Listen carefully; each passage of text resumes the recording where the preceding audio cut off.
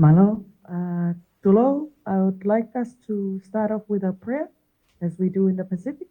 Kindly asking Executive Director Bianco, would you please?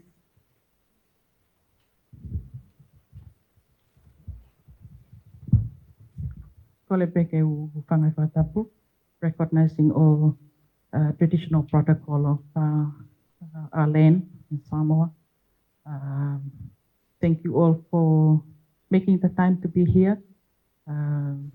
Also acknowledging our minister, the two ministers from Samoa, and also our minister from Tonga, and all of you who are here to join us in our session. We perhaps start our sessions in a word of prayer, just to seek the good Lord guidance to guide our conversation and to help us have open mind when we are listening to all the sharing that we are having now. That our Lord, we thank you for bringing us together to this land. We thank you for the head of states of Samoa, the Prime Minister of Samoa, and the leaders and the people of Samoa for welcoming us to their land and sharing their homes with us. We ask for your blessing that you guide us in our conversation, in our talanoa, sharing what the oceans mean to us and what does that means to connecting us as people of the Pacific. We may not understand fully what it means in terms of talking about science and technology, but all we know that the ocean has been feeding us, and it has been your guidance and your word and your means of making sure that even the lowest status of some of our community, their vulnerability and their economic status, they can still find life in our ocean. And that's what we are here for, to elaborate and share and continue to seek your guidance and your wisdom, that we speak with the experiences that we bring from our community, and we understand the diversity of our presence here. We thank you, Lord, for the ministers, the three ministers who are here, and all the leaders and our youth, our young people, our diverse community who are here. May you continue to bless us, bless those that have been organizing this event. We ask for your guidance and your love and your patience with us as we seek your wisdom to guide our conversation today. We ask all this in your name, Jesus Christ our Lord. Amen. Tulo, tulo, tulo. Kolepeke hufang ngai whakatap ko sa whaki. Kokuingoa ko sesman. My warm welcome to everyone here. My respect and acknowledgements to all traditional leaders of this land, past, present, and future. My esteemed guests, thank you for being with us here today. My fellow brothers and sisters, please keep an open mind for the conversation ahead. And I'd like to thank you all for turning up, even though this gloomy and wet day. Without further ado, I'd like to invite the Honorable Toete Sulu Pose Cedric Schuster, Ministry of Natural Resources and Environment, MNRE, to please grace our side event, our little event, with the opening remarks.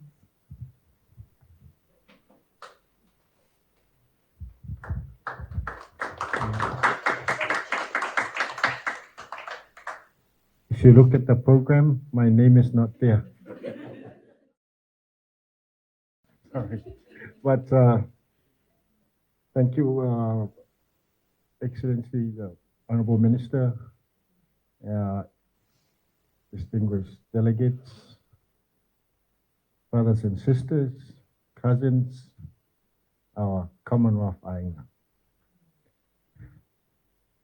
I was told this is about the deep sea mining. So I will frame, and I see the thing is about the oceans and deep sea mining. So I'll frame my discussion starting as to why Samoa is about having a moratorium and not having opening up the seabed mining at this time. as we all know, in the Pacific, our ocean is very important to us. The ocean is where our livelihood comes from. It connects us. Our dependency on our ocean, a lot of our culture derives from the ocean. We've settled the Pacific through traversing through the Pacific Ocean. So from that perspective, looking at how important the livelihood for Samoa, as we've developed our national ocean or Samoa ocean strategy to try and navigate and understand how we can manage it sustainably, protecting the relevant areas that we need to protect. But also the importance to Samoa is not just our coastal waters, our territorial waters, but one of the reasons we've signed up to the BBNJ, or the Biodiversity Beyond National Jurisdiction, is other parts of the ocean. And now we've also signed, as part of the Pacific Ocean, is a important component as part of our Blue Pacific strategy. This is so that we are not just looking after for Samoa, but connecting with the rest of our Pacific Island nations. Together, we can look after the resource that we're custodians of. As you all know, the majority of the tuna and the fishery stocks come from our Pacific Ocean. So if we don't look after it and manage it properly, it'll have a greater impact on our economies and our livelihoods. And from that area, which is why we are also very strong participant in the development of the INC for the plastic pollution, because these are all the activities done by other countries and other people, but are impacting us. Similarly with climate change.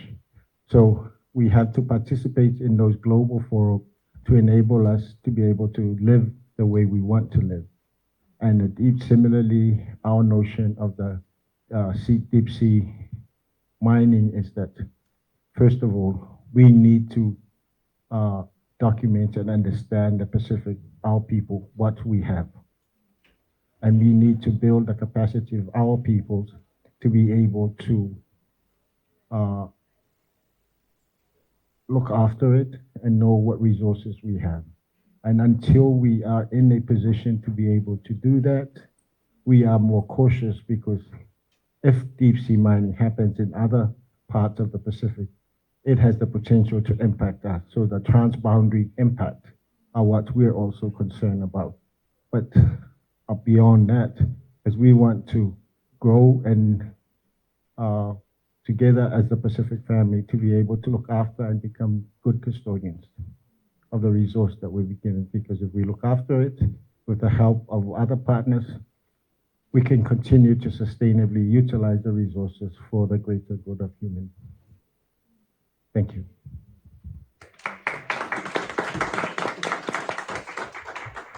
Thank you very much, Your Honourable Minister. Next, I would like to introduce a very passionate consultant and activist based in Fiji, who brings with him more than 20 years of experience representing Greenpeace in the Pacific. Mr. Langi Toribao has worked in Asia, Africa, and Europe region and is now back home with us. And therefore, I welcome him wholeheartedly to the Pacific and thank you for joining our side event. I'd like to ask Mr. Toribao to please delve more into what our Honourable Minister has touched on, which is the common heritage of mankind. And for us in the Pacific, it is our mana. Thank you, Mr. Toribao. Thank you, Vinaka Valevu. Malo, Mbula Vinaka, Honourable Minister, Ministers and distinguished delegates. It's such an honor to be sitting here to be able to share a bit of the experience of Greenpeace as an organization, but also how I see this through my eyes as a Pacific Islander.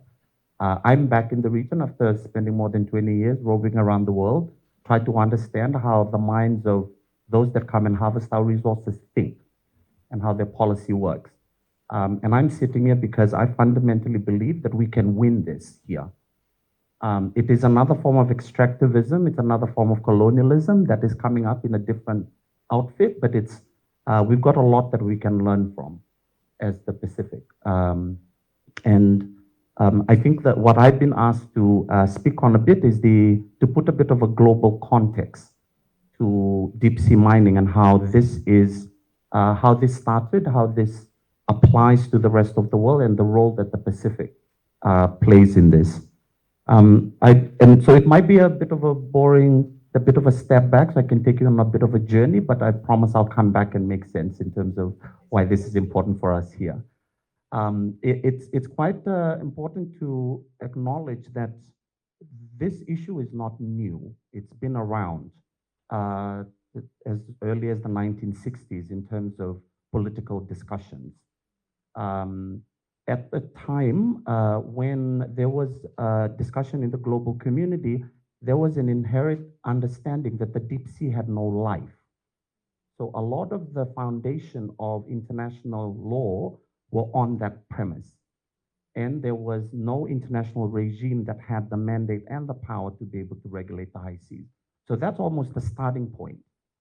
And I find somehow the global community sometimes forget that the world evolves very quickly, and we tend to hold on to some of the old mindsets or the way in how we would expect an activity to occur. So on the premise of the recognition that the deep sea was an important biodiversity area, there were potential minerals, you would be surprised to know that one of the early interests was the United States of America for military purposes, because they viewed the deep sea as a strategic location for military equipment, whether they would place some of their bases, etc. So the US had a very explicit interest in the way the high seas would evolve in terms of its regulation. And there are those that were purely on minerals, that they wanted to harvest the minerals. You would recall that the United States of America also did not rectify the UNCLOS, the law of the sea. This is one of the reasons behind it, because they fought tooth and nail for this. And so the concept of the common heritage of humankind, I'll call it humankind, was birthed out of a negotiation for more than 2 decades. And it did not explicitly have an explanation around how it differed between developed nations' interests and developing nations' interests. And it was also at a time where the concept of freedom of the high seas was being discussed at the global community. So it almost was competing in terms of who actually owns the right and who has the mandate to be able to go into this area.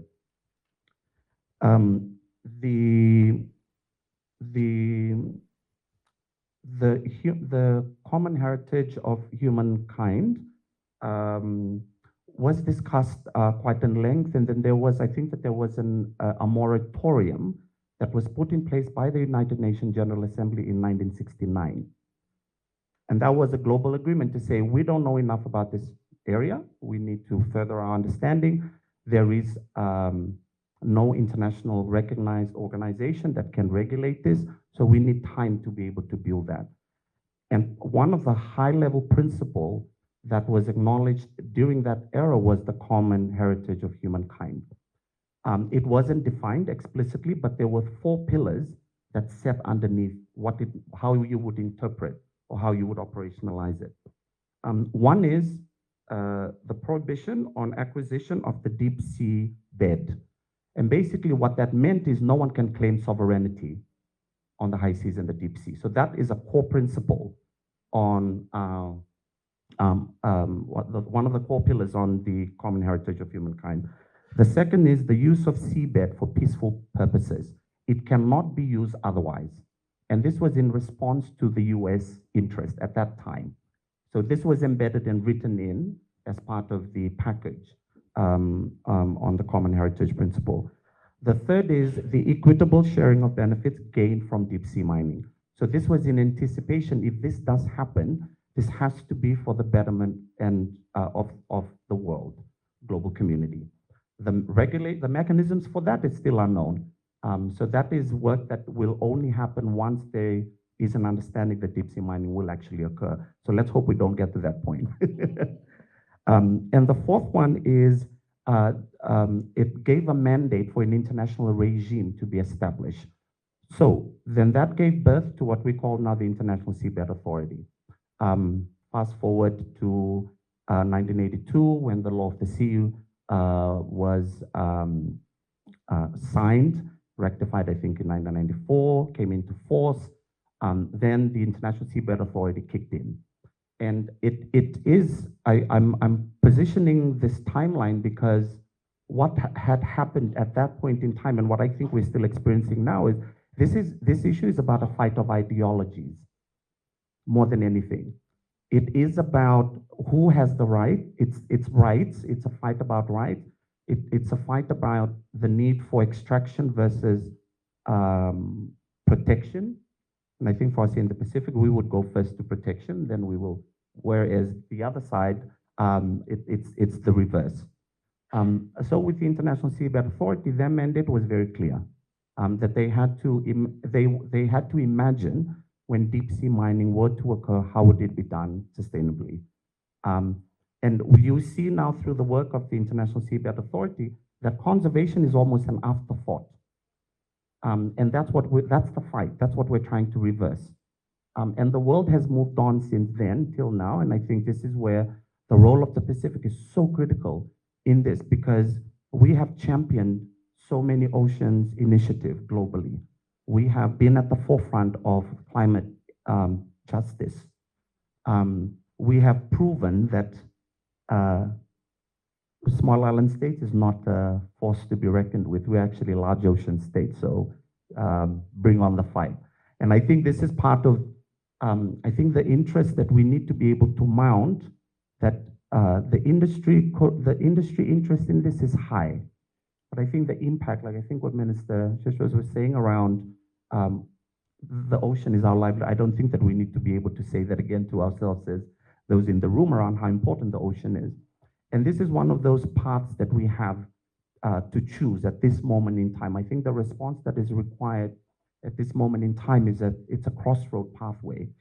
We can choose to stop an industry, a very bad industry, before it starts, or if we choose to go down the same path, we are perpetuating the same system of injustice that we've been so used to, or we've been used for, rather. And we've got a lot of legacy issues, from the phosphate mining in Nauru, Banaba, the nuclear, just like we have to say stop. We have to say no at some point. And this is one of those issues. Before it starts, we have an opportunity to say no and stop it. I think I'll probably leave it at that. Thank you. Thank you so much, Langi. On that note, thanking Langi for laying out the global context of things. And hopefully, the executive director for Bianco, who is Tongan, even though she likes to identify as Fijian now, she brings with her a lot of fight against governments and would perhaps like to lay out why. But more importantly, I'd like her to explore more on what the region is doing and how do these initiatives interlink with all of our government and all of our civic duties as custodians of our ocean. Malo siale. Malo Sismani.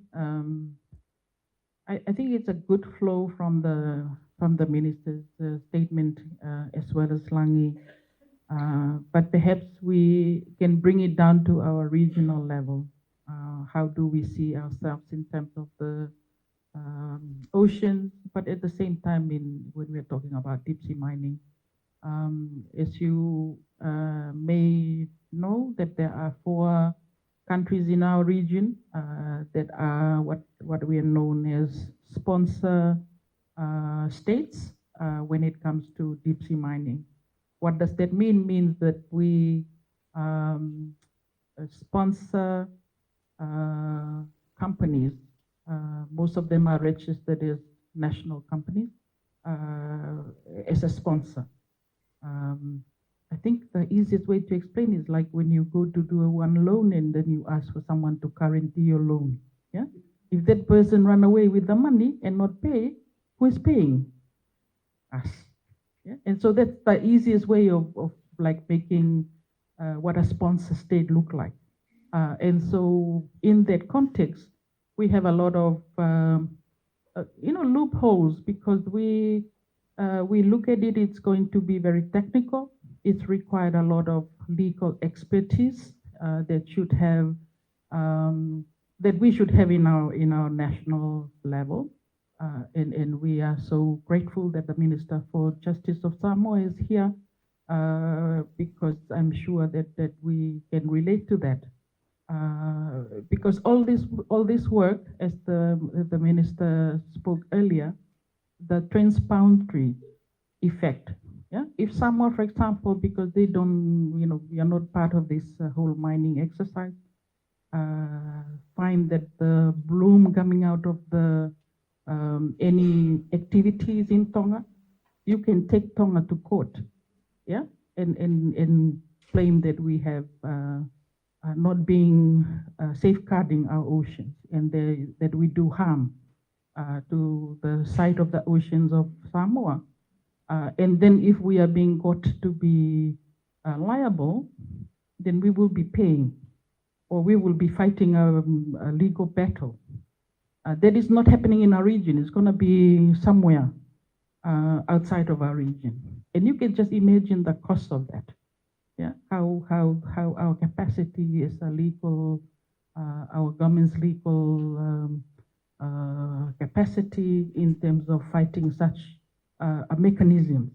And so those are the things that actually trigger civil society to pay attention to some of the things that is happening in deep sea mining.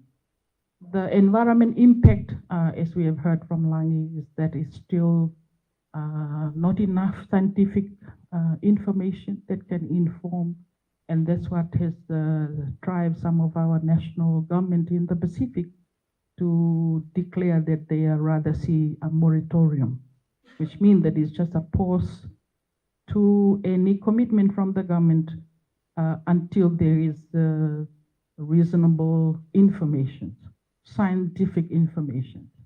It has very limited acknowledgement of our traditional knowledge and our indigenous understanding of how our oceans and like today, I was kind of complaining about the rain and our Samoan colleagues were said, no, this is going to be our Palolo season. And I said, what is it? Yeah? And so you're reading that kind of nature and the ocean. So everybody is probably ready in our community waiting for that to come ahead. And so those are the things that we find that it's not part and parcel of some of these things. And so it's require a lot of unpacking, but I felt like that there's a strong movement going on with civil society at the global level, at the regional level as well, to push back on the deep sea mining, asking for more information, asking for our government to be transparent about some of this.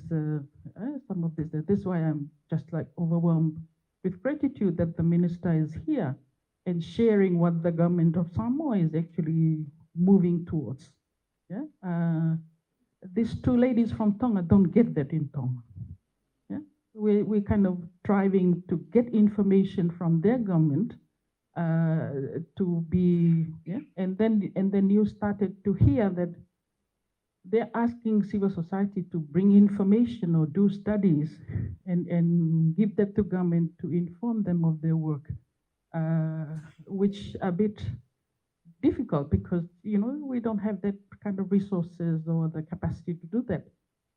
Forgetting that it's the responsibility of the state to inform people, yeah, and how they are driving the change that should be in our community.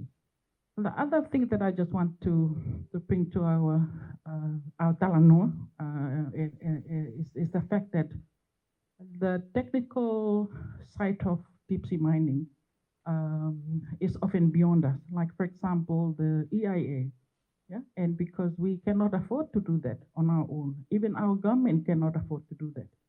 What is available is that the sponsored companies that we sponsored from the 4 countries that I'm Tonga, Cook Islands, Kiribati, and Nauru, usually when they do the EIA that is part of the due diligence process, is companies that they are very much associated with. Yeah, and so how biased that kind of report is up for questions. But what we don't have, which is some of the report that has been done to support the work of civil society in Tonga, highlighted that one of the recommendations is to look into our regional processes, like our crop agencies. Our crop agencies are the technical agencies like SPREP. Well, I forgot that they're all here in Samoa too. SPREP, SPC, whether those technical institutions of our intergovernmental agencies, they don't really need to have a new EIA, for example. All they need to do is bring their technical head together and really do a review of the already EIA kind of bias that we believe, because it comes from companies that the companies are related to. And so those are the kind of things that we really want to see that happen at the crop agency or at the regional level. And I'm happy, I kind of look at you, but I'm looking sideways to the minister, because he's the one that usually be part of all this conversation. How do we hold our crop agencies accountable in terms of making sure that they provide that kind of technical support to our government? Yeah? Because it's an issue that we would really want to be part of the conversation. One of the things that we also find interesting is the way that we look at sovereignty. And that has been some excuses that we have heard in terms of how we are looking at conversation that led our government to represent civil society and our people at the global level. That when we have, sometimes we just use that as a, and I truly respect that is what we would need to do, safeguard the sovereignty of our country. But if we have something that is as deep and complex and political as deep sea mining, then we really need to look into, okay, whose sovereignty are we talking about? Yeah? Is it the sovereignty of only a few? Or is it the sovereignty that we need to bring people, sovereignty of our people? Because as the minister has said, once you damage or do harm to the ocean, it's not gonna be a Tonga Ocean or a Samoa Ocean or Fiji. We cannot keep the harm to our sovereignty. It's going to be a collective sovereignty. So what does that look like? And so there's a lot of changes, and I suppose rethinking that it needs to be done around what does development look like for us. And this is not about, it's no longer about protecting the planet. As we were having our conversation earlier this week, and one of the presenter from the People's Forum was quite funny in a sense when he said, we're trying to say that we are looking after the planet, but the planet will still be here, even how much we damage it. We will all be gone, but the planet, so the conversation should be around about our children and the children of our children, and what is the kind of legacy that we want to leave behind. I'll just like give a good example of how our regional collective civil society had come up with a statement. So our government, they still have no consensus about deep sea mining in our region, but our civil society, we have been very strong in terms of making sure that we call for a moratorium until we understand fully what does that look like. And one of the things that they are really about is that deep sea mining is not needed, it's not wanted, not consented. Yeah? And so the ocean is the living blue heart of our planet. It's a common heritage, as Langi had said, but also a common responsibility that we are guardians. We recognize significant essence of the basis of our Pacific identity and well-being. We are the ocean, it is preservations that we need to be preserved. The 2050 strategy is all about our oceans, our relationship, our people. Yeah? But now we just have to make sure that it speaks directly to how we live our life and how we are connected to our oceans and how we need to be protecting it for our future and for the future of our children. Thank you, Sesemani.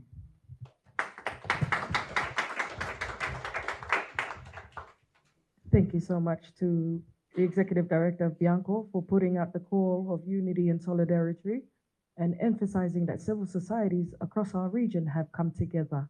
Now we just need to perhaps work together more with our governments to form a consensus regionally. Now I'd like us to jump into our local context, and we have two case studies, one from Samoa and one from Tonga. I'd like to invite Lausalilo Leilani Dafi Yosefa, who is the head of the CI, or Conservation International Samoa, to share with us their intergenerational obligation to ensure a clean and healthy ocean by conserving the rich resources in our Pacific Ocean. This case study would delve into the partnership of Conservation International and the Voyaging Society of Samoa into their initiatives on the ground. Thank you. Thank you, Madam Chair, for putting me on the spot. Anyway, before I start my talk, I just want to let everyone know that I'm very new to this deep sea mining space. Minister here knows. But I'm here because I was asked by our civil society group, but also as an opportunity to promote the Samoa Ocean Strategy, which is really the key strategy that Samoa has done in terms of its obligation. So yes, I'm told to talk about intergenerational obligation. Well, excuse me reading from my paper. I just had a 2-day crash course on deep sea mining and understanding its position. So we live in perilous times. The decisions our leaders make now is critical in how we use our natural resources, including the largest resource that our Pacific nations inherited from our ancestors, and the greatest gift that we have from our Heavenly Father, and this is our ocean resources. The Pacific Ocean is the largest ocean in the world. I say this because as a Pacific Islander, everything we see, our natural resources, we always say it's from God. Is that right? Yes, first and foremost. So yes, so because we as Pacific Islanders, we have always been custodians of our natural resources, from the reach to reef and reef to ocean, our whole ocean domain. We respect that mana that governs our land and our sea, the ocean that surrounds us. And a lot of us can resonate with that mana. So Samoa, together with her other sister Pacific countries, such as Palau and Fiji, have made it clear during the UN Ocean Declaration in Lisbon in 2023, its opposition to deep sea mining and supporting a moratorium on the emerging industry because there is not enough scientific evidence base to justify this kind of unorthodox exploitation, and which my former colleagues have alluded to. While the potential benefits of these minerals from DSM attract economic benefits, we all know the environmental costs are significant and largely irreversible. So Samoa has taken serious consideration. One, there is potential for mineral resources in Samoan waters. From my crash course, there has been surveys for 4 sea mounts in Samoa over the 1990s, and it showed conditions for the growth of magnesia nodules, or the mineral, are recognized, and there is presence, but thickness is low, grade is low compared to other regions. Environmental and ethical considerations. There is irreversible damages, including mining activities will harm natural ecosystems, but also interconnected systems, including fisheries that are vital to our food security, and most of coastal communities in Samoa rely on subsistence fishing. And so this is our livelihood we're talking about. Loss of biodiversity. Mining operations could lead to the extinction of species that are yet to be discovered, erasing unique genetic materials and evolutionary processes. Fourth one is cultural and economic importance of the oceans to Samoans. As a small island state, Samoan's economy culture, and community identity are closely tied to the ocean. Preserving marine ecosystems aligns with the principle of sustainable development and the Samoa Ocean Strategy. The SOS is the national policy framework, and Minister alluded to this too, that seeks to sustainably manage Samoa's vast ocean and marine resources for the well-being of all Samoans now and into the future. The SOS provides bold and comprehensive integrated ocean management solutions that will advance ocean stewardship and ensure the cultural and economic values that Samoa derive from their 120,000 square kilometers of ocean are preserved for generations to come. The ocean is the source of life. It has sustained Samoa and its people for generations and remains critical to our nation's economy, culture, and well-being. However, the ocean faces unprecedented threats from global climate change, unsustainable fisheries, pollution, and development, hopefully not DSM. Want that? So the SOS addresses all these problems. The SOS complements existing plans while strengthening ocean conservation. It focuses on marine spatial planning, sustainable fisheries management, and further developing Samoa's blue economy. The strategy also integrates implementing and managing sustainable development goals, regional policy, and international commitments. In the SOS, we have 13 integrated management plans, and one of them is the Marine Spatial Plan, which aims to achieve 30% marine protection for Samoa and 100% sustainable management of Samoa's oceans. And our minister here is the champion of that. Okay. So the impact of the MSP will benefit all Samoans, particularly our coastal communities that rely on the marine and ocean resources for livelihood and sustenance. It will benefit tourism, fisheries, and other ocean-based industries in future generations by safeguarding the ocean's biodiversity. Why does Samoa resist deep-sea mining? Environmental stewardship. Samoa's role as an ocean steward aligns with the international movement to protect marine biodiversity. Sustainable alternatives.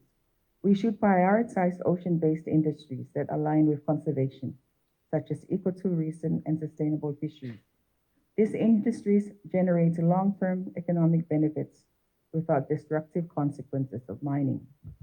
Global advocacy for SIDS. As SIDS face disproportionate risk from climate change and ocean degradation, Samoa has the moral authority to lead by example and advocate for moratoriums or bans on deep-sea mining at international forums like this one.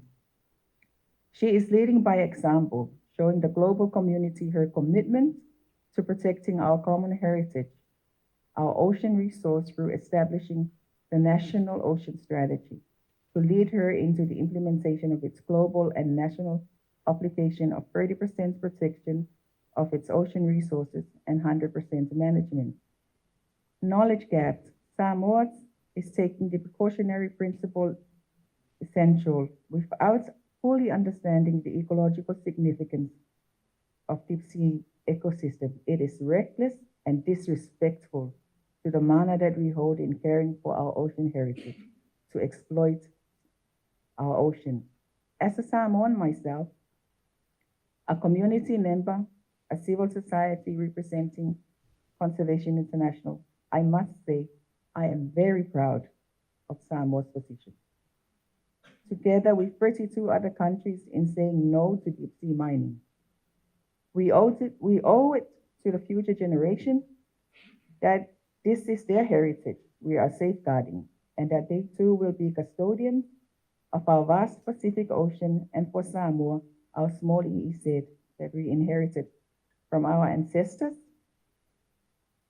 and we will pass it on to them without destroying it for economic gain.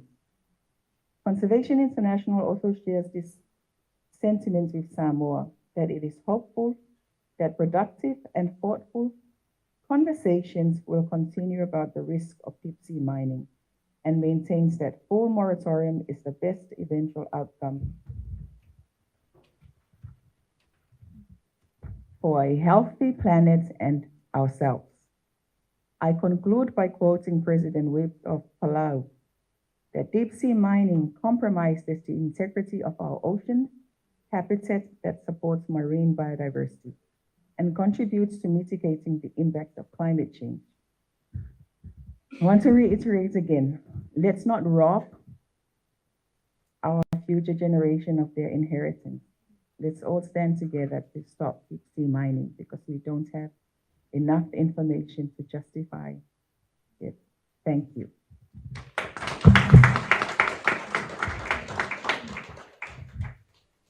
Thank you very much, Leilani, and thank you very much for being such a shining prime example of what true Pacifica really means to all of us, which is to stand up as custodians of our oceans and do not be afraid to speak up on what means the most to us.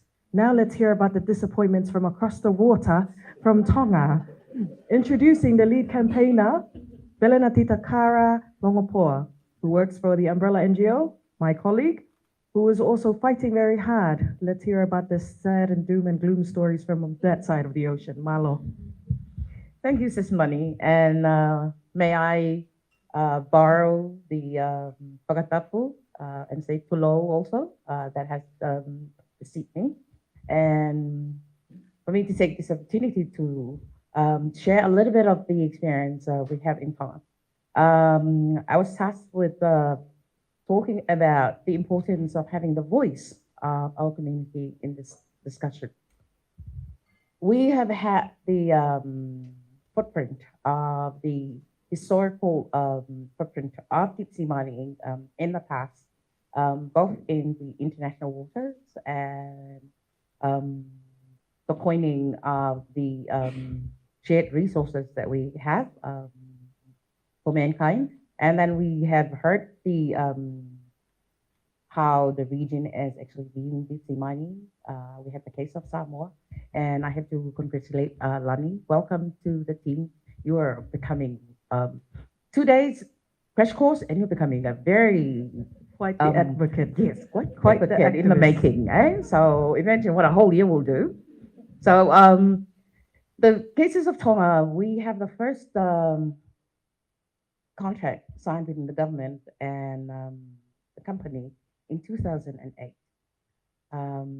When civil society started getting involved, I was by default in a discussion of deep sea mining. It was a project that was financed by the European Union and was implemented by SOPAC in Suva. When they had this conversation, and the first time we talked about it, Siale was the executive director at the time, and it was an immediate no. So the whole thinking around deep sea mining, we can already foresee the implication of deep sea mining to our ocean, which is something that is very dear to the people of Tonga. 89% of the people are coastal villages and communities. Over 90% of people surveyed, actually the one in March stated 95% of people are actually depending on the ocean as their source of livelihood. 89% have the ocean as their source of food. So these are figures that actually echoes something that we already knew from the beginning. And like Siale said before, it's like the whole time we have been fighting battle for the past 12 years, it's like trying to actually get through to government to understand that, you know, this is a bad move. And as she said, it's like we're trying, they have forced us to a point where we're trying to justify why this is bad, instead of them justifying why deep sea mining is such a good move. In front of some of you, we have a book. This is the second report we have generated. Last year, we did a whole legal review of all the pieces of legislation and policy related to deep sea mining. So finding that 21 pieces of the legislation and policy in Tonga are related to deep sea mining. And when we actually consulted these organizations, they were shocked. They said, we have nothing to do with deep sea mining. So we share the report just to make them understand that they are part of this whole responsibility parties to actually safeguard our ocean. But when we come to community, this is something new. And as Langi said at the beginning, the original coinage around deep sea mining, the deep ocean is affected. There's no life, so it's, you know, it's justifiable to actually go there and get out all the minerals that will generate riches for our people.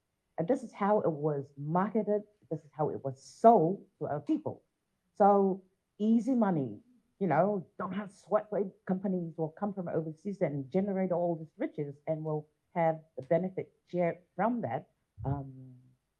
It will be shared to every household. There will be jobs. There will be scientists trained to work the industry. 2021, Tonga signed the next contract. Back in 2008, you would have feel it was excusable because we did not have much at the time. Not much research done. But in 2021, you know, with all the scientific information accessible, with all the training and all the inventions that Tonga signed up for, we still went ahead and signed a contract that was so disadvantageous to Tonga. They still, like someone said this morning, another story for another time, but there are work that we are doing to actually talk with the government and how to actually get around this contract. This, what's glitter is not gold, what money, the report there. So it's an analysis of how we try to explain away all the reason why the government might have gone through with deep sea mining. So giving them options on why it's bad and how we can get out of this bad move that we have made. Over the past 12 years, we'll probably have consulted over 10,000 people across Tonga. Youth, you know, the fisherwoman, fisherman, and as been articulated over the week, there is a growing number of fisherwomen that are not being recognized, that they wanted their voice to be heard. They are out there, it's their livelihood, the source of food for their families, and they wanted that recognition, and they wanted their voice to be part of this conversation, and they should. Langi made the reference earlier to the resources and how it belongs to nobody, but to all of us. This is an articulation in the contract that we have, Tonga has with the company. It stated that Tonga will not own the mineral because it belongs to everybody else. But that's the statement staying there. It's stated in, this is the actual narrative. So how do Tongans lay claim to say the ocean should be protected and we have a right to say how the minerals would be used? A lot of people have made reference to our cultural affinity with the ocean. Tonga Tapu, where we're actually born and bred, has been raised from the deep ocean. Our folklore told of Maui having a fish hook and pulling Tonga straight out from the deep ocean. There are stories of our former gods being from the deep. And you go around in Fiji, in Keasi Mountain, we find out shells of a mountain that's 918 meters above the ground that signify that these were underwaters. So we were actually born out of the deep. We grew out of the deep. So there is already the ties that we have with our ocean. So when people talk about abusing what should be dear to you, you should be fighting tooth and nail to protect it. And we have made reference to our obligation to our children and our future. Our mortality is very limited. We're very finite. We won't be here for long. Our earth and our ocean will be here long after we're gone. But who are going to be the custodian? Who will inherit what you will pass through? You will be held to account for what you're doing during your time on this earth. So it's important that we bring the community's voices, because at the end of the day, the liabilities that Siale had alluded to earlier, if there are transparency violation as a result of deep sea mining, it will be the community who will be paying for those liabilities. They will be coughing up the money to pay for all the costs and the penalties, as well as trying to clean up the ocean. And deep sea mining is such a cross-sectoral issue. It affected youth and their right to inherit the resources. It affects women as the provider for their families who depends on the ocean. It affects human rights, determination. They have the right for a clean and healthy ocean. They're resilient to climate change.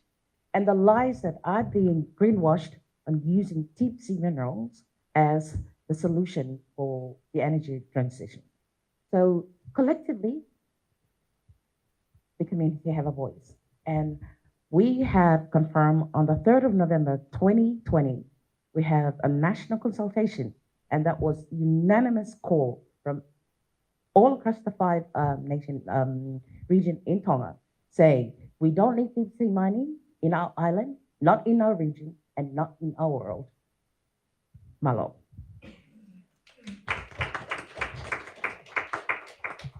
Malo Tita. And that was the 3rd of November 2020. The new contract was signed a few months later in 2021. Anyways, passing on from disappointing news to our fights as we continue to fight this battle. Perhaps for some of us in the room, we're quite new to deep sea mining. This panel have explained in and out of what does it mean to us traditionally, what does it mean to us in our Pacific context. Can one of you guys please explain why the need for deep sea minerals and the green transition that we've been hearing about all over? I know Tomo in Tonga has been talking about it, Nori out of Nauru. The metal company and its affiliations have been talking about green transition. So if we are fighting this, are we actually fighting against this green transition? Or is our strategies not merging regionally or locally? Can somebody explain? Thank you. I can attempt to. This is probably going to require a separate panel conversation with some climate experts in the room. But I think what probably a way to think about that question is who are the beneficiaries of this industry and what are the motivations behind it. So the enormity of minerals in the deep sea is known. The extent of what the ecosystem is and the viability of the deep sea, that is the bit that we need to understand and how it actually works. So I think I had touched on a bit that there is military interest, right, in this. There is what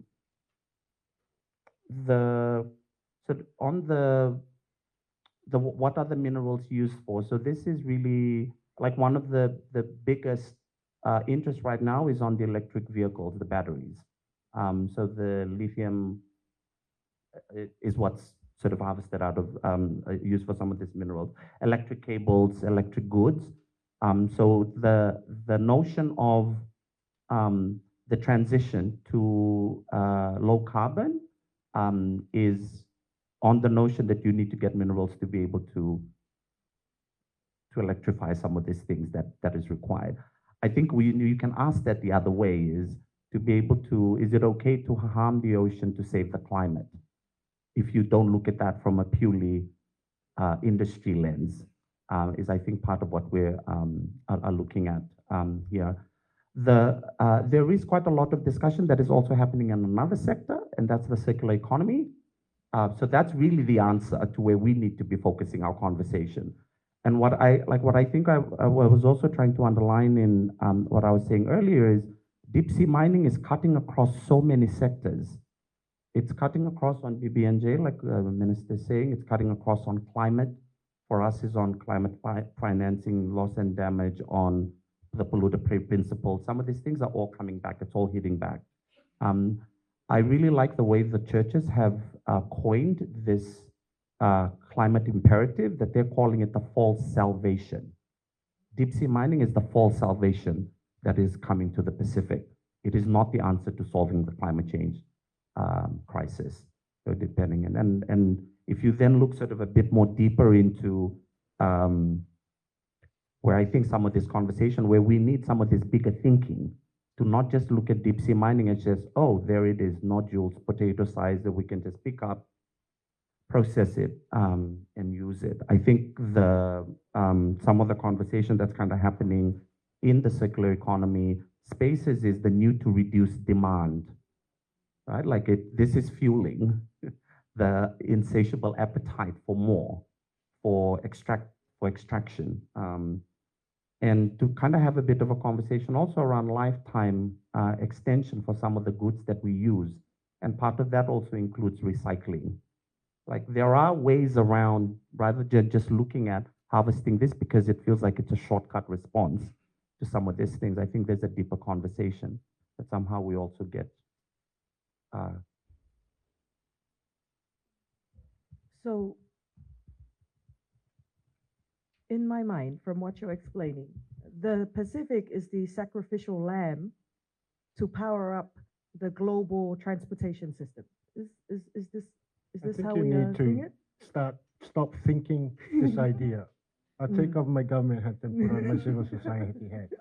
Because this is part of the reason why when you get pushed and you think that this narrative that the reason why the deep sea mining is about energy transition, there's millions of different, our concern is there's heaps of things down in the bottom of the sea. It can be used for transition energy, but biodiversity, we don't know if you pull something out, it's going to affect the biodiversity of the ocean. It'll affect a lot of things. And that's why our argument shouldn't be trying to answer this energy transition. Let them make that stupid argument. Our argument is we're concerned because if we don't know what's down there and you start mining, it's going to possibly have a big impact on us. Our ocean, our islands might sink a lot quicker. Our climate might get worse. Our resources might get damaged. Our economies might get lost. These are all the things. Right now, the balance is as is. We're only fighting what's on the sea, on the land. And that's why we focus on the climate impacts of tree planting, nature-based solutions, and trying to transition away from energy. We don't know what's down there and how good or how bad it is. That's why for us, the moratorium is we need to have the proper science. You look at our forests, they were logged. If you look at the impacts on the clear felling of the forest, now we have climate change. These are impacts that we need to understand first. So I would caution about trying to buy into this narrative that energy transition, we need this thing for energy transition, because it's not. It's only it probably end up being less than 1% of what they're going to extract from down there. Thank you so much, Honorable Minister. You have most definitely answered our question. Can I just like go? I just like perhaps trying to be smart by supporting the minister, because that's probably where we need to start looking at our own narrative. Yeah, and I really appreciate the statement made by the minister. I was thinking here, if it is in a church, I would already say hallelujah, amen, or something like that. Because sometimes we get carried away by some of these narratives that are being imposed on us by these companies who have a vast interest, and yet we don't say what it is for us, rather than trying to be part of that conversation that oftentimes we don't have that fully understanding. I'm from Tonga, so I can speak about it. We don't have even a mountain. We don't have mining on land. So how do we expect our people to fully understand what does mining, the characteristics of mining itself is just beyond our own imagination. So why is it that we're trying to get involved in this kind of conversation when we don't have a physical presence of that? As we all know in the Pacific, you see and then you understand, because that's how we learn. But the impact of the energy transitions has become like something that everyone like give that as an excuse. That's why we should get into deep sea mining, because that's become the solutions to someone else's problem. And so I just want to say that I really appreciate this, where this Talanoa is going, because we need to, at some point, just stop trying to be, part of something that does not really help us. But again, in terms of the, some of the conversation around recycling, those are something that we have already seen our government doing it. And perhaps that's where the energy transitions conversation needs to shift. When we're talking about that, they're talking about batteries and all that. We can bring back some of the things that we knew when we grew up. That was a lot of walking from one neighbors to others.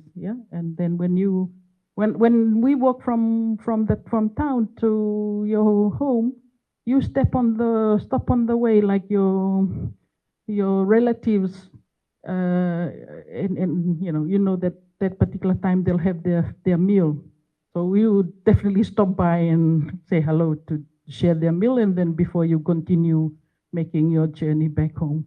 Some of this, cycling and all that kind of thing. Perhaps the shift from our conversation, from what the minister is saying, to explore what are the things that we have done in the past that can actually provide us with the solutions, rather than trying to figure out how we can be part of a conversation that we may not be gaining any winning positions whatsoever.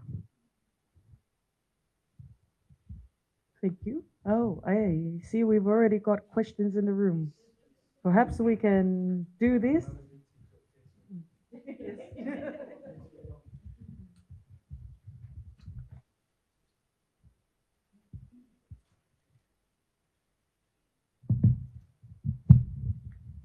Thank you very much, Mr. Minister, for clarifying that part, and to the panel members for sharing your insights about deep sea mining.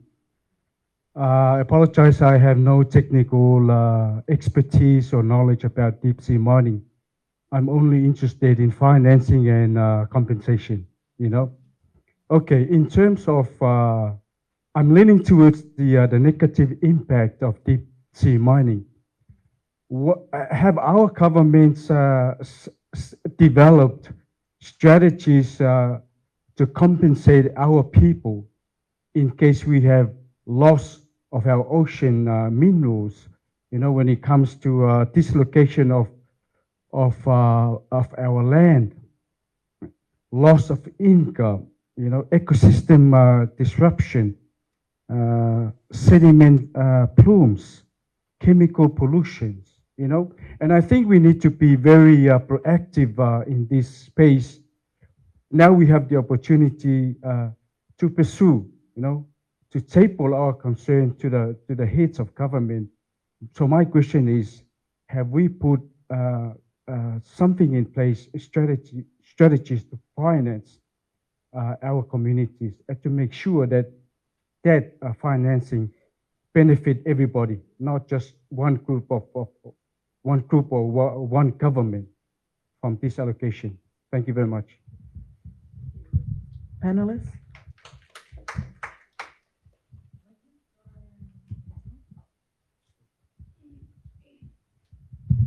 If you're talking about the Manawa Nui, that's separate from what we're talking about here, which is the deep sea mining. But that's why Samoa is saying we have a moratorium. because not only do we not know what the science is, we don't have the people, we don't have the resources, we don't have the technical capacity in the Pacific, our people, to be able to do those assessments and identify it. And until we do that, then you can identify what impact it's going to have on different, and how do you compensate, or how do you address compensation, or like we do in EIA and at the land, how you do natural regeneration or other alternatives. So to answer your question is simply, that's why we're against it, or not against it. We're saying a moratorium until we have the proper information. And we haven't developed those a lot amongst not just the economics, but the science of it and the technical capacity to be able to sustain it. It's too expensive for any of the Pacific Island countries to be able to go at it alone. And it's probably very expensive for the region together, but if we bind together, we could probably do that. Organizations like SOPAC, SPC, the USP, and some of the regional institutions could build the capacity to be able to do that. And when we do that, then we'll be able to get a better understanding and better handle of how we want to manage it sustainably. Much like what we have through the FFA in terms of the fisheries. We have a sustainable management harvest, and what needs to be put in place with the on our fishing boats to be able for us to monitor what's being harvested. And from that, the compensation, so why you have under the US treaty with the Pacific of how much money the countries get based on their sea area, EEZ. These are the types of compensation, but we can't even go there at the moment. That's separate from the other parts of your question, which seem to address if we as a country have looked at, yes, we address, and if you talk about Samoa, when we do any road, taking of Lands Act, we have to develop a resettlement and compensation, and I'm sure other parts of the Pacific as well. We've all put these in place to be able to assist. And if you're indirectly talking about the Manawanui, we have to do assessment to identify who's affected. We have to assess how long the impact will be. We need to identify how to clean it up and how to monitor it before we can actually develop a framework and how much it needs to be looked after in terms of compensation, if it needs compensation, or we need to address if we're going to be fishermen that are not going to be able, if the reef is going to be dead for the next 20 years, it means we need to identify alternatives for those fishermen to earn an income and those families that depend on it. So it's a process, and it's already been identified. We have a mechanism to be able to do that, but it doesn't sink tomorrow and then expect to have the solution tomorrow. It needs a lot more consultation to ensure that every voice is heard, and as well as what we need to plan to be able to adequately accommodate everyone's needs, including how government and civil society, the church, everyone needs to be included. Thank you. Hello. Just adding from the perspective of what the minister said, even the ISA has not completed the mining code and regulation. If the mighty big ISA has yet to, and I think we'll take our tune from them once they have done that. But I also understand the benefit sharing because that was something that has been promised to a lot of Pacific Islands. But they have not figured out or completed the calculation on how they are going to share the money that will be when deep sea mining go to exploitation. So I think what the minister said is aligned what's happening in the global north.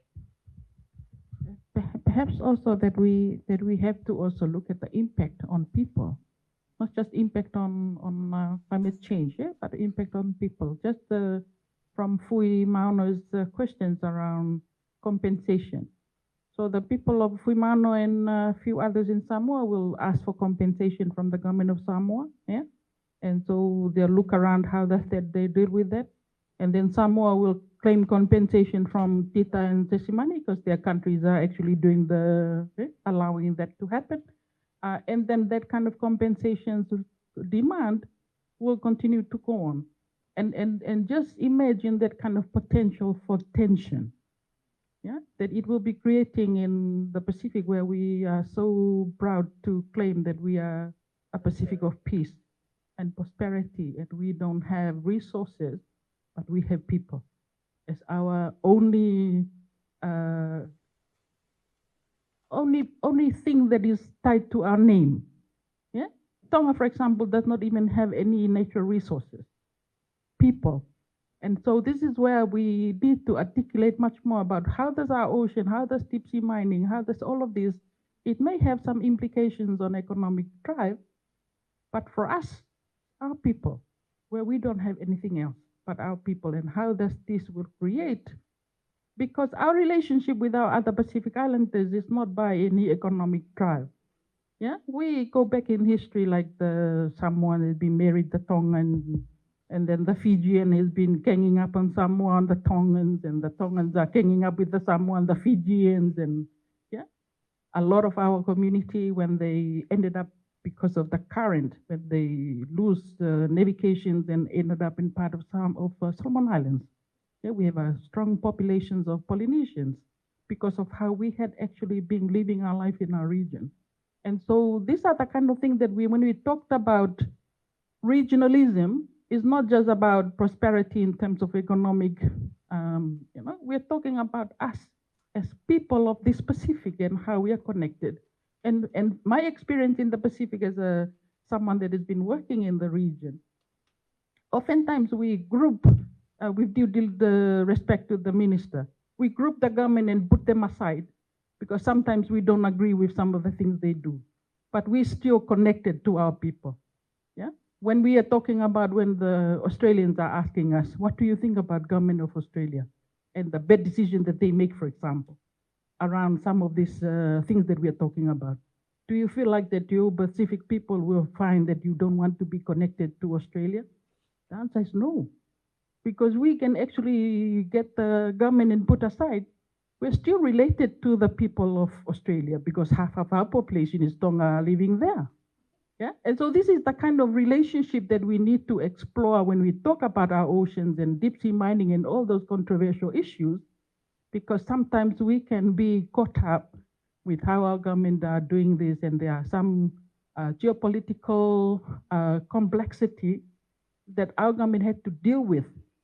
But at the end of the day, how do we connect ourselves to people, to ourselves, and to make sure that some of these issues and some of this extractive industry does not lead us to lose out on that? Thank you. Sorry, Leilani has something to add, and then we'll have one question. Yeah, hello, Talofa. I'm just reading the poster above me. We have the right to demand that our ocean be protected at all costs. So my concern right now, because Samoa have been very busy organizing this CHOGM, looking after all of you that have come from all the different parts of the world, and we welcome you to our beautiful island. But it does not take away the fact that we've had some vessel from New Zealand that's really, okay, it's sunk and it's now 2 weeks going on to 3 weeks. My question, because I did see the news last night, and it's really nice to see them. They say they've cleared out 2 containers and there's still another container there. I'm not so sure that all the oil that, I mean, we keep having all these different reports. Reports from them tell us that it's just a small spill. Another report says there is spill. And then our own fishermen out there in the villages are confirming that there definitely is spill. So my question is to whether we are just going to be a bit passive because we've been so busy, or whether we should be aggressive and use this opportunity now that we are talking with governments and push for a faster cleanup. Because as far as I'm concerned, it's now almost 3 weeks, And they keep saying there will that people have come to try and clean. But are we going to take that pace, or should we not be a bit more aggressive and tell them, please do it quickly, because it is damaging our ocean and all those living creatures down there. Okay. I guess the question is to me. You know, this age of fake news and everyone being a journalist. You see something, you post. That is the worry that I have. Everyone thinks that they've got the right information, and the more of the wrong information gets out there, the more confused we are as a people. I can assure you that at the people of Safata, we've had 2 consultations with the ministry and the government to addressing these issues, and there is continued plan in terms of work.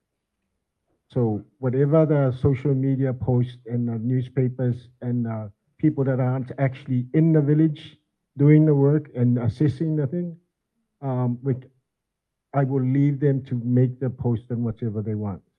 Our job is to make sure that the impact is being assessed and addressed. And we do have that all in place. In the areas that the government is unable to do, we have partners, and I think I see a Waite Foundation who are here, who have been working with the government since day one, the divers, to identify and work in that. So from a government standpoint, we are looking at every avenue that we can utilize to work together to address the problem. And as I said, it's not a problem that we all know. You get your car fixed today. You drive home, the mechanic says, oh, it's all fixed. By the time you get home, a pump, something else gets broken now. Yes, we identify, and as good as best assessment you have, other areas happen.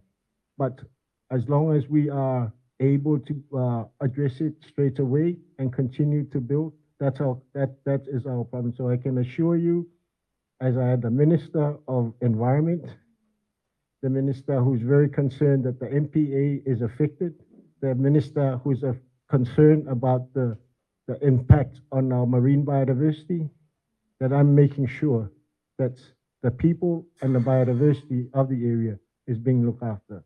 So that's why I don't listen to a lot of the social media, and people are saying, we are meeting with the communities, we are meeting with New Zealand, we are meeting, trying to get all the resources to be able to do that. Thank you. Thank you, Your Honourable Minister, for juggling various hats today and various questions on this panel. I believe we have a question from the crowd. Please go ahead.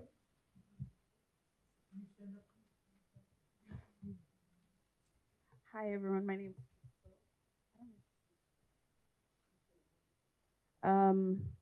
I have just a few words. When we talk of the Commonwealth, whose wealth are we speaking of? Because most of the environmental detriments are on our shores first. And we are being puppeted by foreign investors to engage in such activities, and even though they themselves aren't aware of the repercussions of the extraction of the polymetallic nodules from the abysses of our Pacific, that can affect the marine ecological climate, but also the biodiversity of the Pacific and the world. I believe that from a small ripple, it can go a long way. And I think we all know that. So it can start from this shore, but it will end up somewhere else. And we beg the question, why are they coming here? Is this another form of exploitation? And is this another form of colonialization that we're not attempting to address? And the other thing I want to say is, I think we need to be honest. When we talk about commonwealth, we also need to talk about the common health of this ocean and the planet. There should not be a hierarchy, because one ripple, as I said, can affect and have immense effects everywhere else. You know, I also want to mention that we must find ways to table information so that the indigenous communities are understanding of what's happening around us, how they can also table their concerns, table their ways of, how do you say, finding a way of adding sustainability from their perspective onto the where we sit on formal tables, where we have formal discussions, because they too are important. They are also people, and they too need to be heard and respected. And I think we also need to acknowledge the fact that although they don't have the academic credentials and the knowledge that we think we have while we travel and we talk to, in fancy suits and so on and so forth, they too have a knowledge that should be acknowledged as a form of information that's just as important as what we have and what we own. Thank you. Panelists? Yes to all of that. I thank you so much for that remark, because I think that that also helps us situate this issue a bit more broadly. I think it's quite easy for some of the extractive industries that shows up on our shores in the Pacific that we take it for what it is normally. And I think the bigger question that you're posing is around responsibility on our side as the resource owners, or however we may coin it with the different terminologies that's been used. And I want to use this to probably share a bit around the different levels of accountability or responsibility for the Pacific as resource owners or as coastal states, because I think the way in how we show up as the Pacific is equally important to what we end up doing or the decisions that we make. I think showing up is almost as courageous as what you say. And at the national level, I think the level of information that is required to be able to help governments take an informed decision is about legitimacy. It really is around whose interest are you representing, and to be given that legitimacy to be able to represent the voices of the people. And I think that's why the civil society movements are quite active in the region. And what's the recourse in case governments decide to take another decision? That's a question I think we need to probably have spend some time to discuss, because we are seeing it on this issue that the people and the public is not behind the decision of the government for some of our governments that have gone into pro deep sea mining. And what's the recourse? What do we do in that regard if it is not actually representing the interests of its people? I think that's a question we probably need to ponder. And then I think how we show up as a region. So the Pacific Leaders Forum made a decision that they had agreed that there needs to be a dialogue that focuses on deep sea mining. That recognizes the complexity and the political nature of this issue. It's not as straightforward. So there is a meeting, I think, that's coming up by the end of this year that will be purely dedicated on deep sea mining. And this is being, I think, facilitated by the Office of the Pacific Ocean Commissioner, which is another one of our agencies at the forum. And how the governments in the Pacific show up to that regional space needs to have the legitimacy that you carry through. And I think part of what the struggle will be in that trying to find a common ground is we have 4 Pacific Island countries that have decided that they will go and go into pro deep sea mining. And there is the rest that is taking a very conscious decision to put a bit of a pause while we need to understand a bit more. How that needs to be unlocked, I think is the work at the regional level, but I think the region has demonstrated that we can navigate this sort of complexity. It can only be done in the Pacific way. It can't be done through logic. It can't be done through someone writing a paper to do it. There's a Pacific way in how that's resolved, and I think we need to be able to tap into the wisdom of some of our leaders around how this is done. And then there's the bigger fight and how we then show up to the rest of the world. Right now, they're playing us off. And right now, it's their advantage. And I think that's the journey that we then need to imagine. How does the Pacific show up to the rest of the world on a moratorium and saying, I'm sorry, but no. You are not going to come in and just exploit our resources again, as much as there's been decades of negotiation just having, but this is a lifeline issue for us. And how do you then strategize around being able to show up to the global community with a strong, resolute, that this is beyond something that can be logically present with. Thank you, Leilani. Any thoughts to the matter before I make an informed decision? Actually, it's not any thoughts to the matter. It's just that I wanted to go back to what Emmeline had said. I'm just thinking that ocean connects us.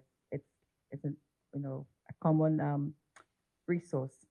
I'm just curious. So Tonga, if Tonga being add on to going on to deep sea mining, and how does that impact on the neighboring country? Who takes the responsibility? Because Samoa is a neighbor, and the oceans, as we all know, like it's very.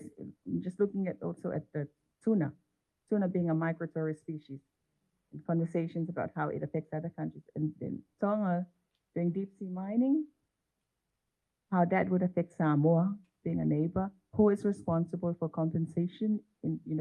How does that happen? Like, I mean, the way I see it, that Tongan, the industries who's investing in that, and the government should maybe have insurance to compensate for neighboring countries. I mean, I'm just thinking about what the whole conversation, and then looking at how the Pacific is large ocean states, small islands. And this is a common resource, even though who's got the biggest EEZ, it still is a common resource. And so, everything like there's a Samoan saying, what happens so what happens at the top, impacts the people at the lowland. So it can be applied in this kind of situation. Tonga, sorry to always go back to Tonga. Tonga, with their own, right to do deep sea mining, can affect impact on Samoa, can impact on other, and that's something that also research. There should be some kind of assessment. I mean, that could probably be the reason why you might getting this tuna. might not be climate. You could look at all different possibilities, but who is responsible for that? Who takes the responsibility? Thank you. Thank you, Leilani. That's a very good question. I was hoping my delegation would be in the room. I just want to, because it's very hard for me to sit here. I like your civil society discussion. Understand that as independent countries, the sovereignty of nations is utmost. And as a government official for Samoa, I don't like it. Tonga has its right as a country. So the civil society discussion is nice, but to sit here and listen to you criticize or say things that we can't say and we shouldn't say, we shouldn't be in the room when you have these discussions. I like the discussion, yes, as a civil society and a advocate for it. I only am here to state the position of Samoa and why we feel that this is an issue. That's political level when you start talking about how to put together the Pacific and argue. That will be on you. We have our own mechanisms within the political arena to try and address this. Secondly, and this is a suggestion to your civil society groups, rather than continuing to harp on our people and our governments here, look at your global partners in whichever the country, Canada or that are here, wherever these mining companies are coming from. See how much influence or partnership that you can have to influence those countries to be able to stop them from coming to us. Rather than trying to make our countries the bad ones, it's actually the developer who's been given the concessions, been given the subsidies to be able to come here and mine. So look at that, and this is so many of the concessions and subsidies and loans are given by the banks to some of these extractive industries, and that's where it is. If you want to take this fight globally, is where you need to have the partners outside to be able to do it. Don't continue to harp on our governments, because at the end of the day, as you mentioned, Emily, Tonga has no resources. Cook Islands has no budgetary resources. And this is an opportunity that's been presented to some of the countries to get additional revenue to help the development. When you have cyclones, damages the whole country. When you have earthquakes, damages or tsunamis, damage the whole country. You go to the World Bank, and the World Bank says, "Oh yes, we'll give you $100 million loan at 15% interest." Tonga doesn't have money to do that. So this is one of the arguments that some other countries are saying, and that's why it's broader than what it is, and we are looking at trying to influence the architecture of development banks that are financing the development of our countries, because that is part of the root cause why your government, as much as they agree to that this is bad, when you look back and you are the guys that vote the election. If you want your road done, and the government doesn't have money to vote to build a road, what's going to happen to you? Forget about the ocean that we don't actually. I need money to build a road. If you don't build a road, we won't elect you. So it comes back again to election. And if you need help, health, education, some of these social issues that need to be financed at the government level, governments have to find resources to be able to do that. So it's a broader discussion. And I just wanted to, not a somber note, but a more, thank you. No, thank you, Honorable Minister, for your wise words towards the CSO sector. Is there any other question in the room? Otherwise, go.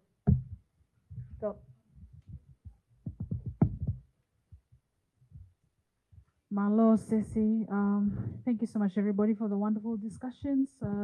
Millie from the Pacific Youth Council.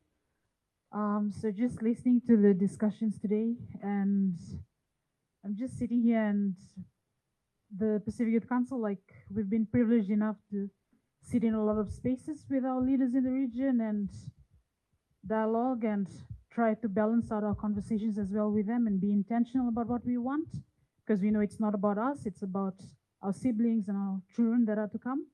So just sitting here, and I'm already thinking of the fact that 10 years from now, this is going to become a reality, and it's going to be a much huge topic. And I'm grateful that the minister has already raised the point before me. I was going to speak on that. Mostly, I'm an economist by profession, but I also do work with the Pacific Youth Council. See, you guys are the problem.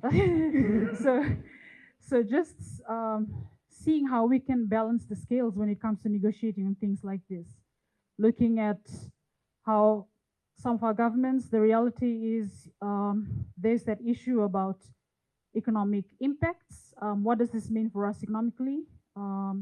We are having to fight the fight with companies such as the metals company that are worth billions, and they have their prospect already. They're already formed up and made up their decision that this is something that they're willing to go with because they have the powers that hold the billions that support that company.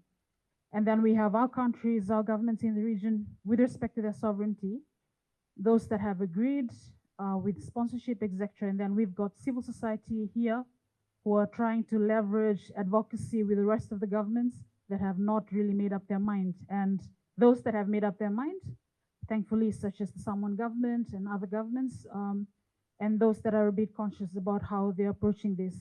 My question then remains is that how, from a civil society perspective, and Siale can answer this from Pacific Islands Association of NGO, Piango, how do we then ensure that our advocacy is sustained? And how do we then balance the conversation around the economic advantages that comes with this, noting that if these people were to come to our governments and offer really sexy prospects on what we will gain from it financially, our governments will say yes.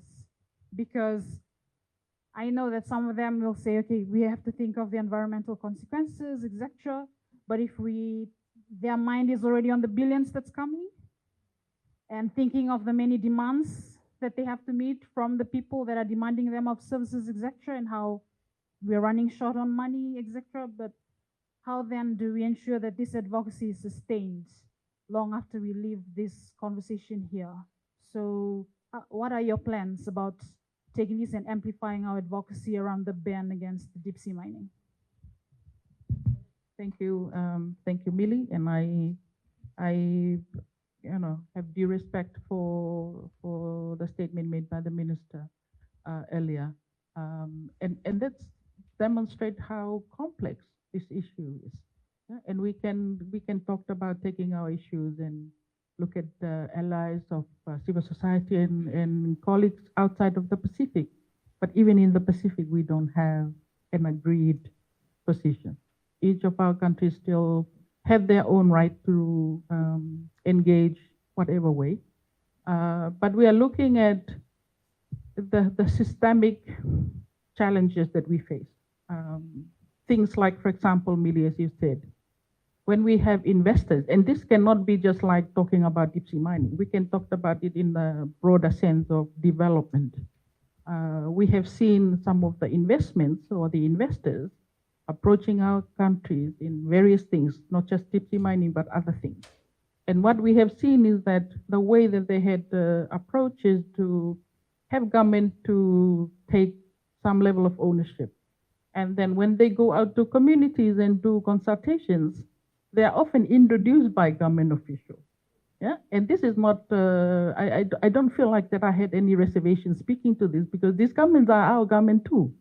Yeah? And so already when you see that kind of process, our community are not gonna be saying, chase them away, because it's being introduced by our own people, by our own government, and that kind of relationship checking is already done according to how we see it. Yeah? Government is already vetting this, they're bringing these investors, so there must be something good about it, and so the process goes on.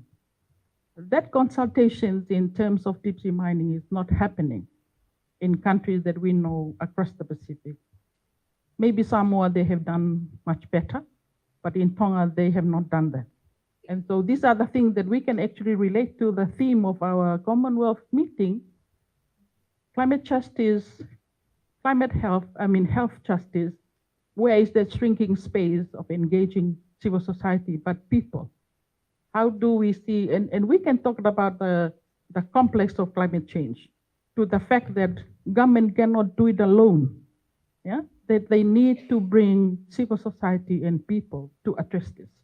And I think this is where the bottom line, that civil society is making the collective call for movement across the Pacific, is that when it comes to deep sea mining, we have heard how the transboundary of the impact cannot be contained to one particular country.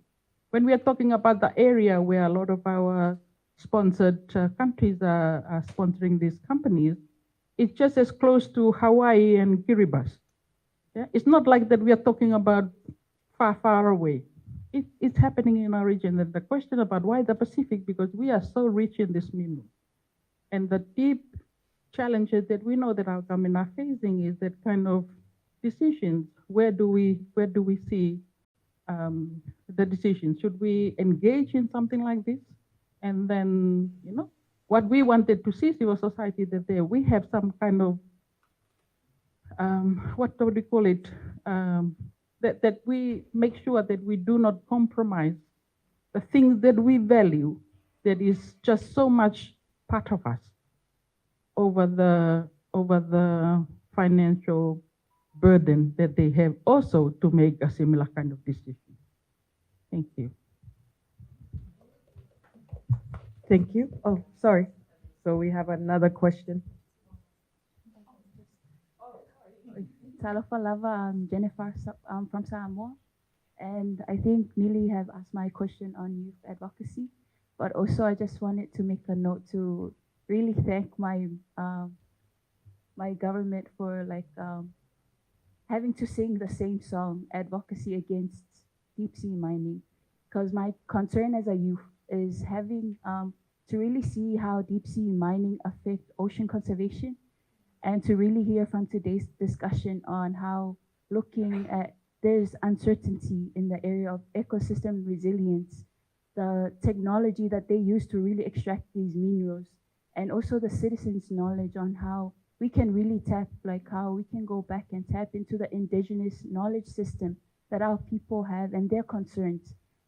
But my question really looks around at how we can really go back to advocate and how we can get this information, because really the talk that we're having today is only on this level, and how we can really bring it back to our people, the children, the youth. Because if we really talk about deep sea mining, when you ask little kids about climate change, they would know. But if you really ask them, it's like a foreign term.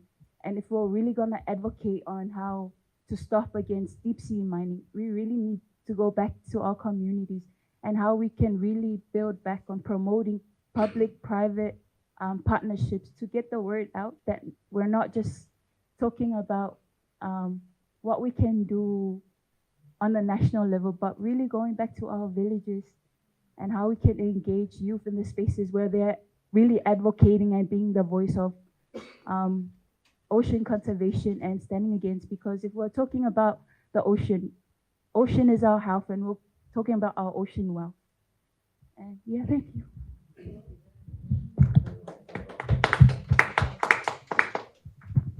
Perhaps she'll ask the question and you guys can proceed to answer. Okay, I'll try to make it short. Good afternoon. My name is Momoko Nomura. I work as Human Rights Advisor in the UN Resident Coordinator Office. And I think it's, frequently there's been a silo between human rights and the environment, but, with the recognition of the right to a clean, healthy, and sustainable environment, and I recognize this, panel's title today, I think it's, that intricacy and the relationship between humans and the environment that's now been recognized, and how we can fight for environmental justice using the human rights framework, I think is very powerful. So thank you for focusing on this issue. And I guess my question is directed to Langi. You mentioned that you need to understand the motivations, of the companies behind it. And it's a complex issue. You have state responsibility on the one hand, but you also have businesses who are involved in this. And it's also an issue about business accountability, guiding principles on businesses and human rights. There are also other instruments that exist to hold governments, not governments, but also corporations accountable for environmental and human rights impacts and harm. So I was wondering, is there a common sort of like, because I'm quite new to this issue as well. So in your opinion, are these the same companies that are trying to engage in the Pacific? And I think the minister mentioned, engaging with the, headquarter companies in Canada. Is it primarily based in Canada, or is that the only state that's involved? And as CSOs, what is your advocacy strategy also engaging with businesses?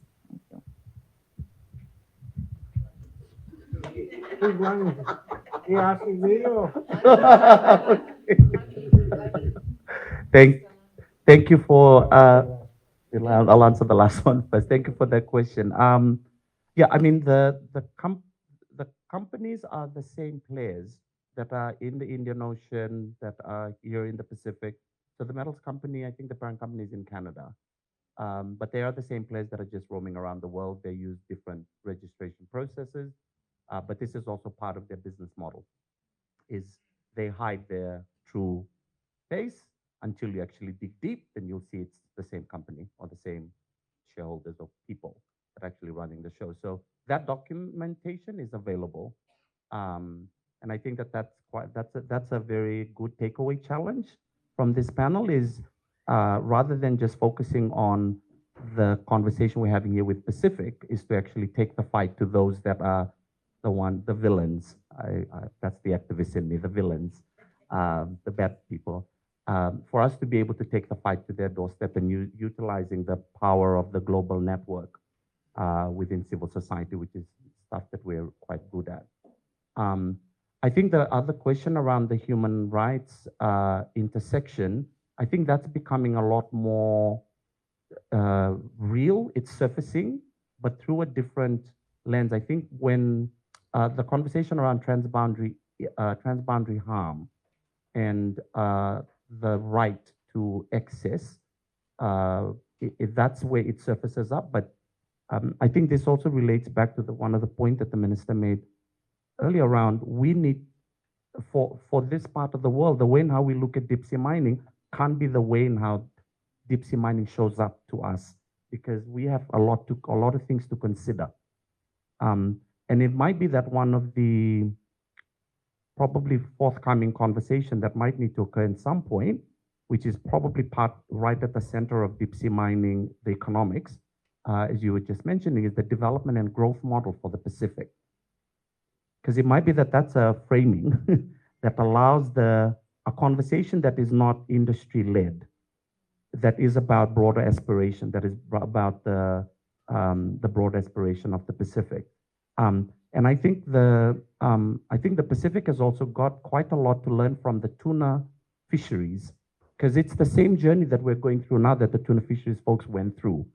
I used to work quite a lot in the tuna fisheries sector, and it's the same struggle. It was foreign interest coming in.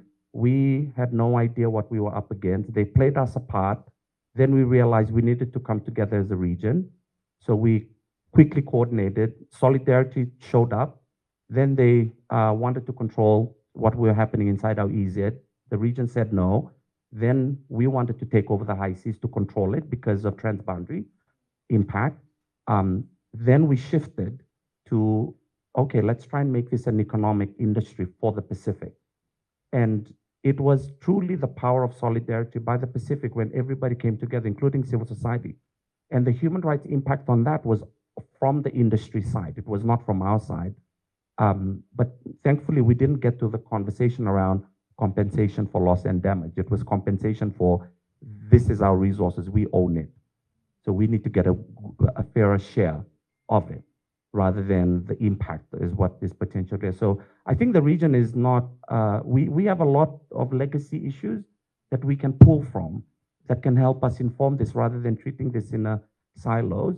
But I think more and more the systemic change and the systemic conversation is really around the trajectory of growth and development for us in the Pacific. I think that's the broader conversation that will probably require some civil society and governments to have a good conversation. Would any of you guys like to answer the previous question?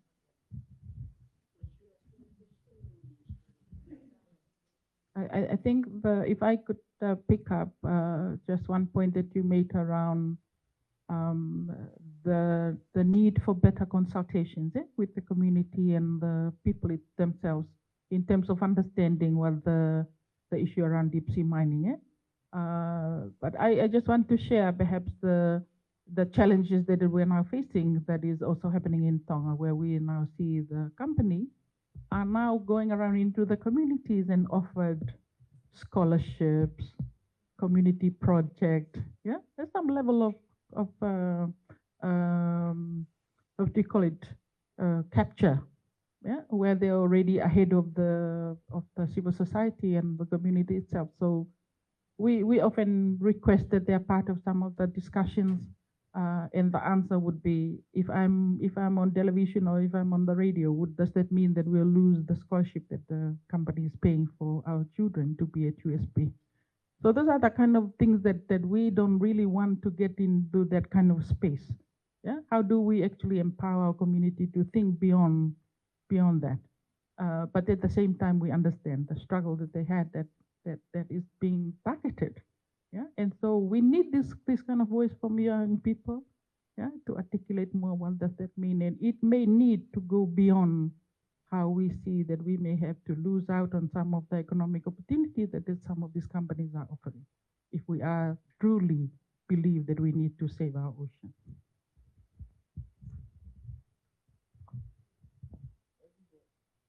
Now, just quickly to what Lang said about our CISO strategy addressing some of the issue with the company. Understandably, the DOMO, which is the local affiliates of the metal company in Tonga. The metal company is based in Canada, but a lot of the executives are Australians, some Europeans. What we usually do as a collective groups of NGOs within the region and also internationally based, they facilitate some of the research that we could not get hold of. But we also address governance and nationalities based. If they are Australian, so we have been, encouraging Australian government, German government, across in Europe as well. And there has been impact. We're also have people devoted their time to watching the financial statement of these companies, developing reports and approaching investors, having evidence-based research, solid research, giving investors advisory reports that they can actually read and decide on whether to go ahead with. So these are some of the strategy. We do believe, as Langi said, it's an international beast. So you need an international sword to, you know, it's international. Thank you for the opportunity. My name is Fanafanga. I'm representing the Samoa umbrella for non-governmental organization as a board member, and also representing the Samoa Conservation Society. I mean, sitting here and listening to this conversation, first of all, I'd like to thank the organizers of this forum, really, because it's an issue that has been popping up in a few times in the media, and I see now that Tonga is facing quite an issue. But first of all, I'd like to commend the Honorable Minister. I mean, it was quite true that sitting here and listening to the civil society, it may causes a lot of discomfort, really. But I'm very happy that he's being here, listening to our discussions, because this is where we need the partnership. We need government to hear what our civil society would like to bring up onto the platform. And I think for a space like this is maybe the first time I've actually come across a minister who actually gets involved with this sort of discussion. So thank you very much, Honorable Minister, as we are. But I also like to just to share our support from the Samoa umbrella for non-government organizations, for the Bianco, you director, for bringing up this very important issue. I know we're going to go through a lot of hassles, but if we take it as what the minister has advised us, and I think that will be a very good way of taking this fight forward. I hope also that the communique, as you spoke about, it's going to really put pressure on the forum and what the charter will be. We will be looking at in the upcoming ministerium, and I'm glad also Honorable Minister can be part of that discussion, and he may be able to bring in something to assist with our. So I think it's only a comment, but to note that we live in the ocean, and I think it's very important for all of us. I mean, we work with communities on marine reserves or fish reserves, Tonga, Samoa, and all the other Pacific Islands, and I think we rely more on that. But this is going to be an impact to us, and I think we think now, as you all say, the future is always not going to be good for us. So I've taken the level. Malo, we are quickly running out of time, and on that note, I would like the panelists to please make some final and closing remarks.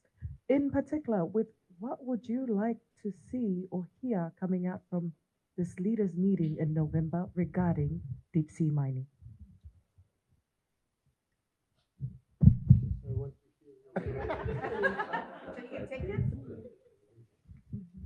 Thanks, Ms. Money. I think my position in the past 12 years has not really changed. The narrative might have changed, but it has always been my inspiration to see deep sea mining being banned from our region and hopefully our world because of the interconnectivity and the mounting evidence that tell a story that we're spelling a doomed future if we proceed. Malo. Malo, Minister, I want to ask you if you could ask for an agenda item in the meeting on our Pacific sovereignty, because I think we are come to a point where the deep sea mining, our oceans, our climate change, everything is just like we need to think beyond that, beyond beyond our own islands and how we are connected to make a collective stand on deep sea mining. Otherwise, there won't be any sovereignty to protect when this whole challenge is our future. And thank you, Minister.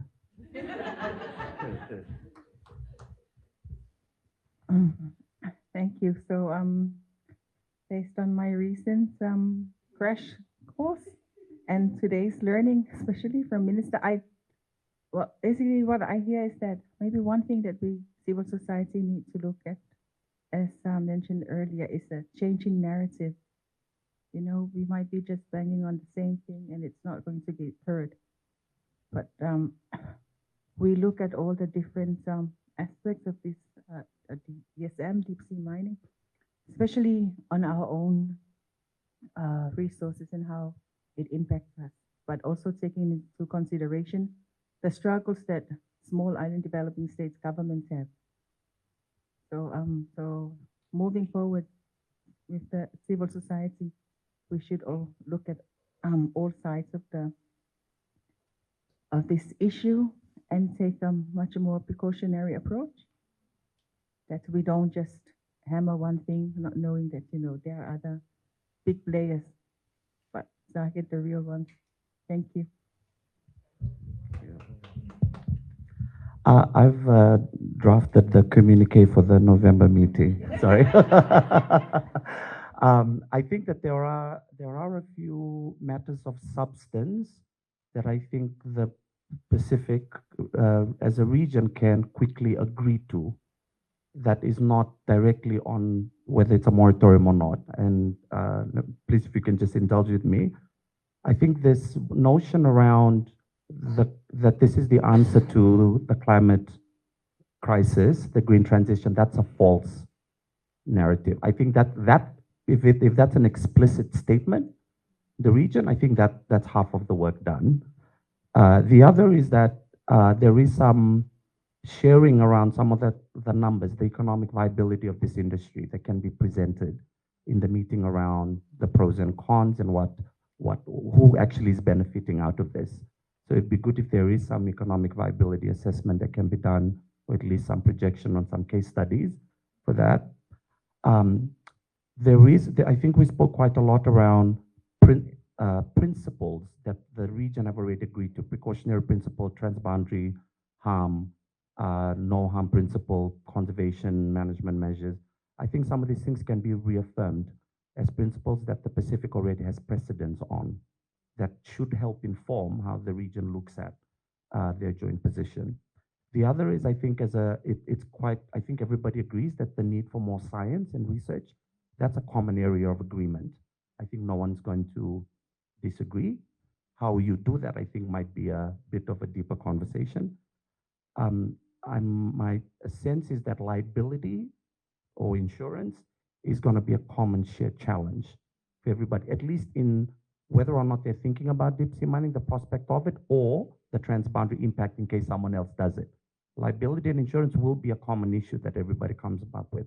How does the region prepare itself for the precautionary approach to it, or the worst case scenario? Just as a thought. And I think the other important thing is tuna fisheries is an important economic lifeline for the Pacific. We need a study that can tell us what's the actual impact. And FFA can do that, or someone else. Like, I think that needs to be an explicit decision that we will be informed around having an understanding around the impact, the potential impact of deep sea mining on our tuna fisheries, which is driving our economic lifeline right now. If you add all of that up, that amounts to a moratorium. Thank you. Okay, I think everyone said everything. The only thing I want to bring up, for me, it's owning the narrative. And how I had phrased it in my brain when I was looking at this moratorium is I compared it to forest logging. When there was clear felling in the 70s and the 80s, the impact is the climate change. The impact is we lost a lot of biodiversity. We had a lot of extinction. There's a lot of flooding and all these other environmental problems that come with it.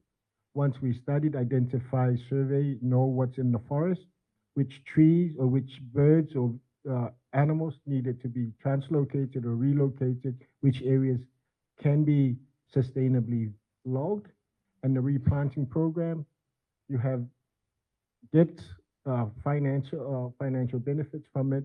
The economy grows, people in the indigenous people, the landowners get resources and they develop. That's what we need. That's why for us is the moratorium. Because if we don't and we have this logging, clear felling of our resources, we won't know. There'll be more impacts. So when we say moratorium, we need the studies to tell us, okay, how do we best harvest the resources if we need to harvest or if we don't. I'm not against harvesting, but I have to know the information is enough to know if we can or if we cannot. And if so, how can we do it sustainably? I mean, that's what happened with the fisheries industries. That's what we're doing at the community level, at the national level with Bestemir and a lot of our sustainable fisheries. So, yeah. Thank you for today. Don't broadcast it. Thank you very much to our panelists. Thank you very much to everyone who had attended. I'm pretty sure that they have designed, delivered, and is starting to implement the communique from next month's meeting. But I do thank you for bearing with us, and I wish you all the very best this evening. Malo. Malo.